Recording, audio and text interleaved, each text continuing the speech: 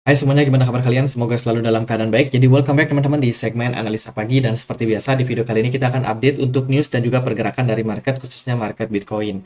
Hari ini kita berada di tanggal 3 Oktober 2023. Teman-teman, kemarin kita dapat banyak sekali data ya, terutama dari Uni Eropa, Inggris, sama Amerika Serikat. Ada data soal PMI. Kalau kita lihat dari data PMI, eh, Eurozone Manufacturing untuk Uni Eropa itu menunjukkan tren penurunan tipis teman-teman, tapi overall ini masih sesuai dengan forecast mereka, di mana perekonomian lagi tiarap banget di Uni Eropa ya.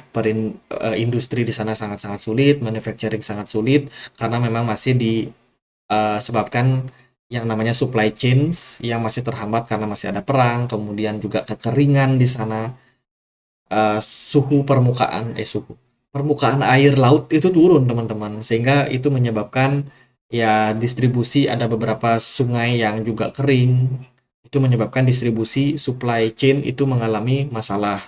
Kemudian juga masih dari Inggris juga kurang lebih manufacturing di sana mengalami tren yang masih buruk teman-teman, tapi sudah terjadi pemulihan sedikit ya, ada kenaikan dari skor PMI-nya.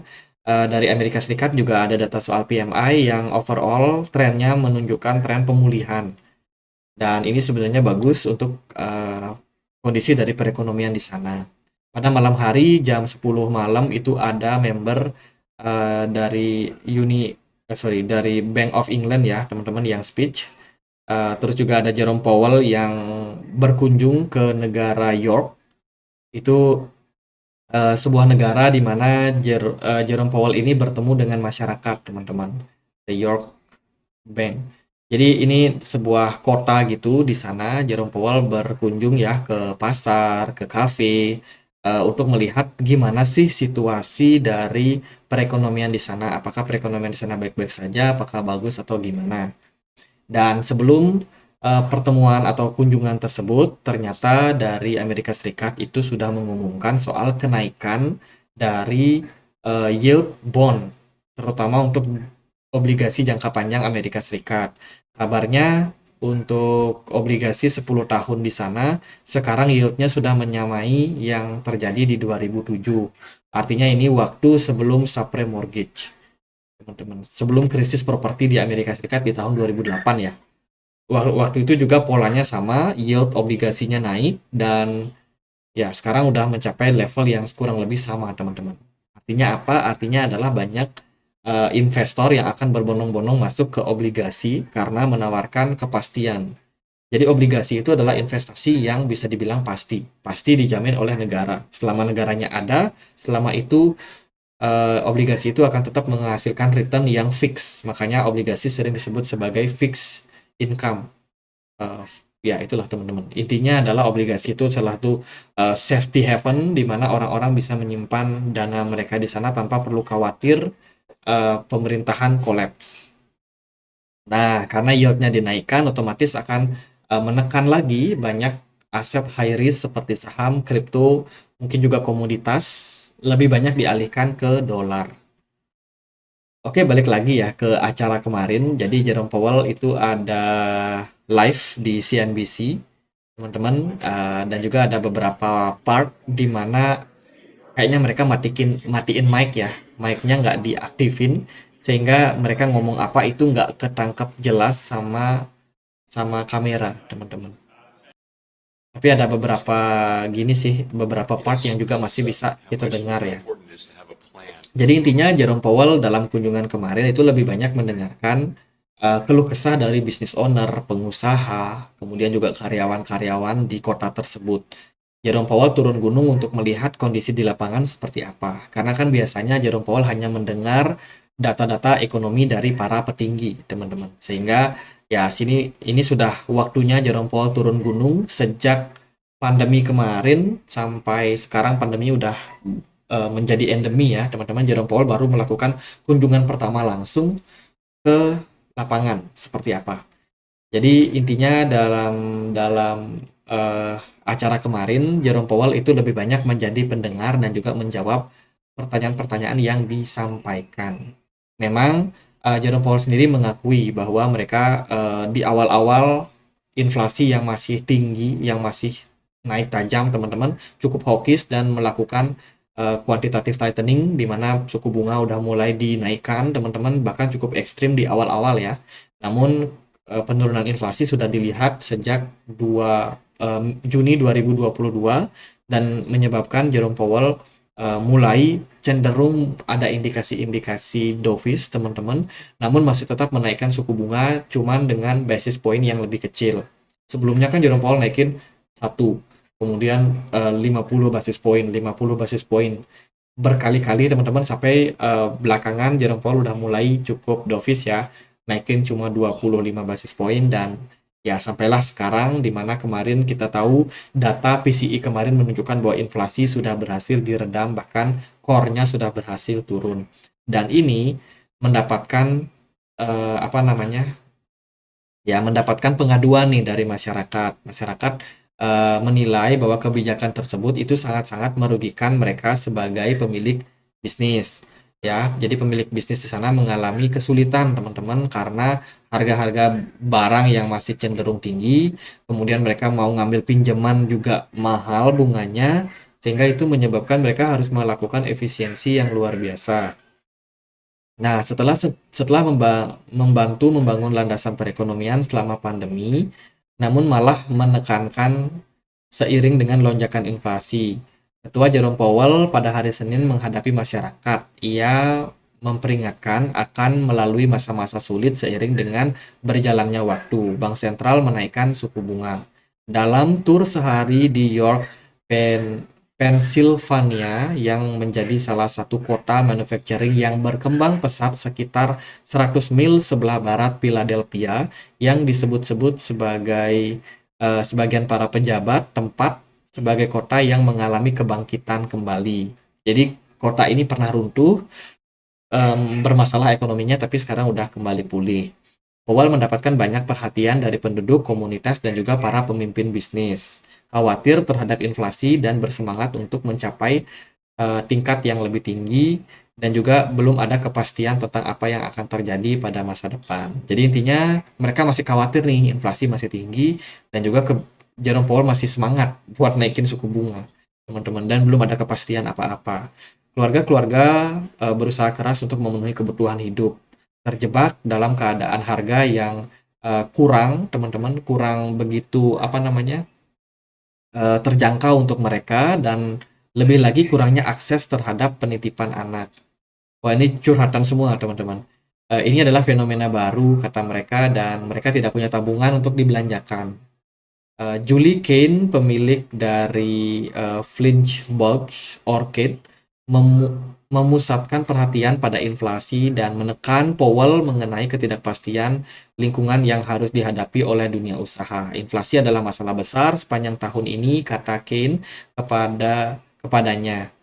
Prediktibilitas hitung-hitungan sangat sulit untuk menjalankan bisnis di dunia di mana tidak ada prediktibilitas. Powell berusaha meyakinkan Breskin pada pihak dan juga pihak-pihak lainnya yang ditemui bahwa para pejabat bank sentral menyadari tekanan yang dihadapi oleh rumah tangga dan berniat untuk mengambil langkah-langkah yang mereka yakini diperlukan untuk menopang perekonomian, menjaga stabilitas pasar, dan juga mendorong inflasi. Kami sangat fokus pada pemulihan skalabilitas harga, kata Powell sambil menekankan, seperti yang ia telah lakukan berulang kali dalam situasi yang lebih resmi, bahwa mengendalikan inflasi dalam pandangannya menawarkan jalan terbaik menuju perekonomian yang sehat dan juga kestabilan, teman-teman. Jadi intinya Jerome Powell masih fokus dalam hal menekan inflasi. Itu yang dia sampaikan kepada para pendengar ya, para masyarakat di sana yang terlibat dalam kegiatan ini. Jadi intinya belum ada kepastian juga nih dari Jerome Powell bakalan seperti apa. Kemudian sejak awal pandemi 2020 kemarin, Powell telah melakukan beberapa upaya dan juga berkomunikasi dengan masyarakat luas melalui media dalam program 60 menit CBS dan juga media-media lainnya, bahwa The Fed akan melakukan apa yang dapat dilakukan untuk menstabilkan perekonomian, atau yang lebih baru adalah mengendalikan inflasi. Hal ini termasuk katanya mengambil langkah-langkah yang akan menimbulkan rasa sakit yang berpotensi berupa pengangguran bagi banyak orang dan tingkat suku bunga yang lebih tinggi bagi siapapun yang membeli rumah dan juga mobil akan terdampak teman-teman terhadap bisnisnya. Namun hari Senin menawarkan diskusi yang lebih intim dalam tahap tatap muka kepada orang-orang di sana dengan kenaikan harga-harga yang telah terjadi teman-teman sebagai respon dari kenaikan suku bunga. Jejak pendapatan Gallup musim semi lalu menemukan bahwa kepercayaan terhadap Powell telah meningkat bersamaan dengan dukungan The Fed terhadap perekonomian pada tahun 2020 dan belum pernah terlihat sejak masa jabatan mantan Fed Alan Greenspan yang telah jatuh ke rekor terendah seiring dengan lonjakan inflasi dari bank sentral. Jadi intinya masyarakat percaya pada Jerome Powell ya, teman-teman, terkait dengan kebijakan-kebijakan yang diambil, dan mereka percaya Jerome Powell sudah melakukan tugasnya dengan baik karena Jerome Powell kan memegang dua mandat, teman-teman. Bagaimana menurunkan, menstabilkan inflasi tanpa menghancurkan perekonomian secara bersamaan, dan itu benar-benar harus dilakukan dengan berhati-hati. Nah, dalam beberapa acara Jerome Powell ini juga disuguhkan ya ini oleh Sweet Mama Mambo owner, teman-teman. Jadi dia diajak minum teh gitu di sebuah kafe ya, di mana Jerome Powell sendiri juga mengatakan teman-teman kepada media di sana sebelum mereka tiba di tokonya, dia mengatakan bahwa suku bunga yang tinggi sangat menekan. Inflasi sudah cukup buruk, memotong margin dari kafe tersebut. Sebotol saus sampai $6 dan margin mereka, profit margin mereka juga menurun, teman-teman. Jadi ya ini memang sangat-sangat sulit sih, teman-teman. Jadi intinya itu sih, dari Jerome Powell lebih banyak menjadi pendengar ya daripada dia yang menjadi pembicara. Dan di saat yang bersamaan setelahnya ini ada chairman vice chair for supervision itu dari Michael Barr juga ada speech. Nah, ini baru speech yang cukup panjang, teman-teman. Jadi intinya adalah dilihat daripada perekonomian yang sekarang sudah mulai mengalami penurunan, dari data CPI kemarin juga mengalami penurunan, terus juga review juga soal kejatuhan dari para perbankan ya, Silicon Valley Bank yang collapse dan lain sebagainya. Tentunya kebijakan daripada Fed itu harus dilakukan secara berhati-hati, dan pada kesimpulannya ini teman-teman, kesimpulannya adalah kebijakan moneter perlu menyadari resiko tekanan finansial yang dapat menyebabkan perubahan mendadak pada harga dan juga kuantitas kredit, sehingga dapat menyebabkan kerugian yang signifikan terhadap perekonomian real.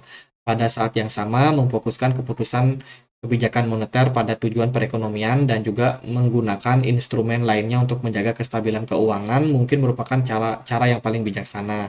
Bahkan ketika pengambilan pembelajaran dari tekanan keuangan masa lalu, Federal Reserve harus waspada terhadap potensi risiko terhadap skalabilitas keuangan yang mungkin terjadi pada masa depan. Lembaga keuangan perlu dengan sesegera menyediakan sebagai sumber pendanaan darurat. Jadi intinya mereka harus menyediakan dana, terutama untuk menanggulangi perusahaan-perusahaan yang kolaps lagi, teman-teman. Jadi gitu pernyataan dari Michael Barr menanggapi dengan kenaikan suku bunga yang terus dilakukan oleh The Fed, dan mereka tahu pasti akan menyebabkan cedera pada banyak sektor. Jadi itu beberapa runtutan yang menurut saya cukup random ya, teman-teman. Jerome Powell speech di sini, terus di belahan negara lain dari New York City itu ada Michael Barr yang speech juga, dan ada banyak bank sentral kemarin, petinggi-petinggi bank sentral yang juga speech, dan itu bikin fokus kita terhadap data itu menjadi terpecah, teman-teman. Hari ini kita akan dapat data lagi ya. Ini soal speech beberapa member dari FOMC, ada Williams, ada Mester juga akan speech, terus juga dari Uni Eropa ada Lane, Amerika Serikat akan ada Bostic lagi, dan juga data soal job opening. Jadi itu mix data yang kita dapat cukup random, teman-teman, namun ya semoga bisa bermanfaat buat teman-teman dan menambah wawasan kita semua. Dari beberapa news, ada dari Volatility Shares, sebuah hedge fund, teman-teman, kabarnya membatalkan untuk pengajuan ETF ETH mereka, futures ETF ETH mereka, dan karena tidak melihat opportunity di sana. Jadi dari Justin Young ini menyampaikan kepada Cointelegraph planningnya untuk mengcancel pengajuan dari ETF, yaitu produk-produk ETF Ethereum yang mereka punya. Kemudian juga ada UBS Tap to Pilot Tokenized Money Market Fund. Nah, UBS ini salah satu perbankan yang cukup dekat sama yang namanya dunia blockchain, cryptocurrency. Kemarin mereka udah dapat lisensi juga teman-teman dari pemerintahan Hong Kong terkait dengan perusahaan ini untuk menjadi salah satu kustodial untuk market kripto, untuk exchange ya teman-teman. Tapi di beberapa negara juga mereka masih coba buat masuk penetrasi ke lahan-lahan tersebut. Kemudian ada Coinbase yang dapat sebuah apa nih kayak lisensi gitu ya teman-teman, Major Payment Institutional License, di mana Coinbase sekarang sudah boleh untuk menawarkan akses menyimpan dana ya sebagai kustodial itu untuk perusahaan-perusahaan di sana yang mau investasi di dunia digital payment, termasuk ya blockchain juga, guys. Jadi Singapura menjadi target Coinbase untuk masuk ke sana. Kayaknya dia udah mulai penetrasi ke market Asia, teman. Coinbase lumayan cepat ya. Kemudian ada WorldCoin. Nah, ini WorldCoin bikin kontroversi lagi, teman-teman. Dia masuk ke Kenya dan sekarang mendapatkan semacam pertentangan nih dari pemerintah di sana. Kabarnya WorldCoin masuk ke sana secara ilegal ke Kenya untuk mengambil data-data yang dimiliki oleh masyarakat di sana. Ini berulang terus ya, teman-teman. Jadi ya itu runtutan beberapa news yang cukup banyak ya terhadap market. Sekarang kita akan langsung masuk ke price action-nya aja. Dari pergerakan di XY kemarin, indeks dolar mengalami penguatan, bahkan tinggi teman-teman, naik tinggi ya teman-teman. Ini tentunya bertolak belakang dari update kita kemarin di mana bearish engulfing tercipta, namun ternyata dikonfirmasi oleh satu candle doji, dan sekarang kita berbalik arah lagi, market kembali mencuat, indeks dolar menguat kembali, dan tentunya ini bakalan menekan market yang lain. Gold nyungsep, emas nyungsep dari S&P 500 kemarin bertahan, Bitcoin dan kawan-kawan nyungsep lagi. Oke, jadi memang kenaikan dari yield bond kemarin itu yang paling berimpact kalau menurut saya, benar-benar berpengaruh sama market. Bitcoin dan kawan-kawan semuanya tertekan, BTC dominance di perdagangan kemarin menguat lagi, sehingga altcoin rata-rata pada tertekan juga nih. Padahal sempat dapat atmosfer yang baik ya teman-teman. Sayang sekali nggak bisa berlangsung lama dan sekarang market kembali mengalami tekanan yang lumayan signifikan. Lalu gimana nih untuk Bitcoin? Kemarin kita sudah sempat bahas juga, Bitcoin ada skenario membentuk yang namanya descending triangle. Ini aku concern banget sama formasi ini. Kemarin breakout ya teman-teman, bagus banget breakout. Bitcoin berhasil naik sampai 28.400, namun tidak berlangsung lama setelah kenaikan dari bond ini, yield dari bond ini, kemudian ada runtutan speech dari Jerome Powell juga, itu market merespon negatif. Indeks dolar menguat tajam, Bitcoin tertekan parah. Volume perdagangan kemarin bisa dibilang sangat tinggi dan juga dari smart money mengalami tren penurunan. Kalau dari saya waspada aja, Bitcoin masih belum aman dalam posisi sekarang. Kita sebenarnya expect kalau Bitcoin mampu mempertahankan level 28.400 kemarin ya, karena kan itu merupakan level resistance yang cukup penting nih, teman-teman. Dan ada indikasi kuat juga kalau Bitcoin akan membentuk pola yang namanya cup and handle. Namun ternyata selling pressure justru terjadi di level tersebut, dan menurut saya sekarang posisinya ini ada kecenderungan untuk mengalami koreksi. Market belum terlalu kuat, teman-teman. Belum terlalu stabil ya. Oke, ada beberapa skenario yang masih kita bisa untuk temukan. Yang pertama, kalau Bitcoin mendapatkan dorongan balik naik lagi ya, kita nggak tahu closing time frame daily-nya nanti seperti apa. Tapi kalau kita lihat dari posisi sekarang, masih ada potensial sih untuk Bitcoin kembali dalam tren penguatan. Namun, probability-nya menurut saya agak kecil. Saya lebih melihat bahwa posisi yang terjadi kemarin itu sebagai fake out. yang sangat-sangat berbahaya, dan ini bisa menyebabkan Bitcoin kembali berpeluang untuk ngetes level 25.000-nya. Saya sendiri masih expect Bitcoin bisa turun sampai 23.000, dan ya ekspektasinya seperti itu. Apakah bisa terrealisasi atau enggak juga nggak tahu pasti, teman-teman. Tapi intinya adalah ketidakpastian ekonomi ini menuntut kita lebih berhati-hati dalam hal mengambil keputusan. Bagi teman-teman yang punya planning untuk melakukan DCA, sekali lagi kalau ada koreksi, kalian bisa maksimalkan tanpa kalian berusaha untuk time the market, tanpa berusaha buat nebak-nebak di mana bottomnya. Itu paling aman, teman-teman. Karena ketika Bitcoin udah naik, naiknya itu signifikan banget dan nggak akan nunggu kalian buat melakukan akumulasi. Jadi ya manfaatkanlah fase-fase di mana Bitcoin bisa koreksi. Jadi untuk sekarang saya rasa itu sih, teman-teman. Dari saya melihat tekanan jual kemarin sangat signifikan, smart money yang masuk pun juga perlahan-lahan udah mulai turun ya. Kalau kondisi ini terus berlanjut, maka Bitcoin akan berpeluang untuk mengalami penurunan.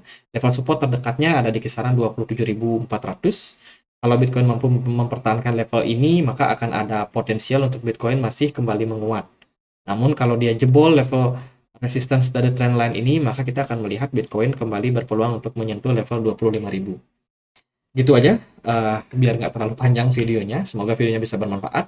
Kalau ada pertanyaan lain, ada koin lain buat dibahas, kalian bisa tulis langsung di kolom komentar. Dan kita juga punya komunitas diskusi di Telegram buat kalian yang mau join. Linknya ada di kolom deskripsi, karena aku juga sharing banyak news-news terbaru juga, teman-teman. Jadi gitu aja. Semoga videonya bisa bermanfaat. Dan akhir kata saya Andre, makasih.